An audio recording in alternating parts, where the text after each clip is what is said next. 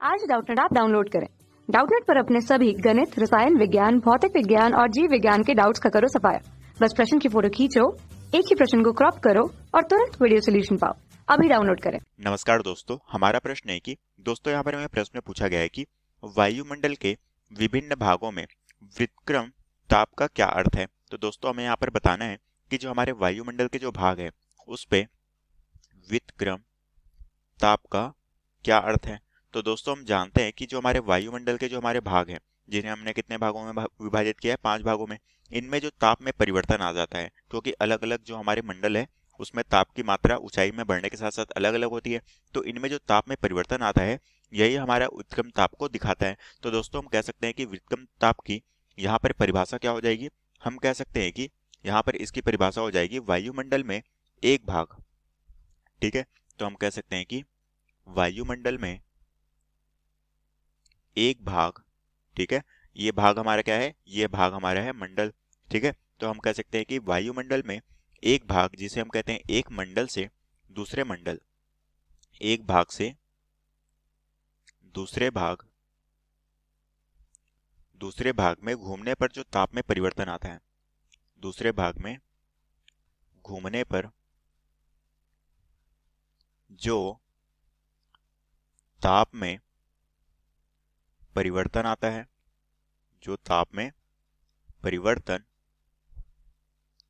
आता है, ये जो हमारे ताप में परिवर्तन आता है इसे ही हम क्या कहते हैं, व्युत्क्रम ताप कहते हैं।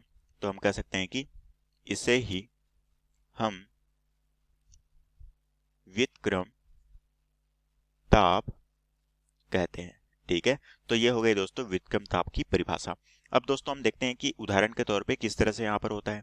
ठीक है, तो दोस्तों उदाहरण के तौर पे अगर हम आकाश में उड़ रहे हैं या फिर हम किसी हवाई जहाज या फिर किसी भी तरह से आकाश में गमन कर रहे हैं, तो दोस्तों हम जानते हैं कि हमारे आकाश मंडल में जो सबसे नीचे का भाग है वो कौन सा है, वो है दोस्तों क्षोभ मंडल।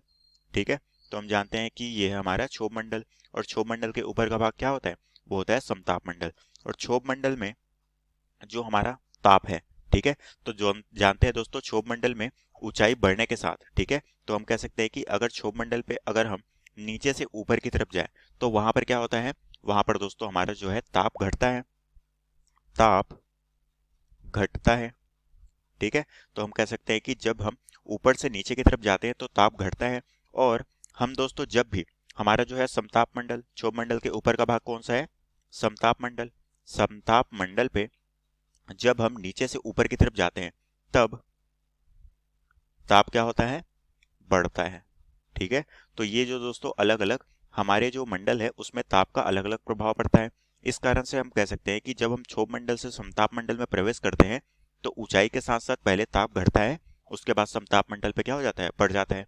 तो यही क्रिया क्या कहलाएगी, यही क्रिया हमारी व्युत्क्रम ताप में कहलाएगी। ठीक है, और ये दोस्तों ये दोनों क्रिया किसके साथ हुई है, हमारी ऊंचाई बढ़ने के साथ होती है, ऊंचाई बढ़ने के साथ ये दोनों क्रिया संपन्न होती है। ठीक है, तो हम कह सकते हैं कि उदाहरण के तौर पे जब हम क्षोभ मंडल से समताप मंडल की ओर जाते हैं तो सबसे पहले हमें ताप घटता पता चलता है, और समताप मंडल में प्रवेश करने के बाद हमारा जो है ऊंचाई के साथ साथ ताप बढ़ने लगता है। तो यही ताप हमारा क्या कहलाता है, व्युत्क्रम ताप का उदाहरण है। और यही दोस्तों में प्रश्न में पूछा गया था, जो कि हमारे प्रश्न का उत्तर है। तो आशा करता हूँ दोस्तों आपको ये प्रश्न समझ आया होगा। धन्यवाद। कक्षा 6 से 12वीं से लेकर नीट, IIT, JEE वो एडवांस के लेवल तक 1 करोड़ से ज्यादा छात्रों का भरोसा। आज ही डाउनलोड करें डाउटनेट ऐप या व्हाट्सएप करें अपने सारे डाउट्स 8400 400 400 पर।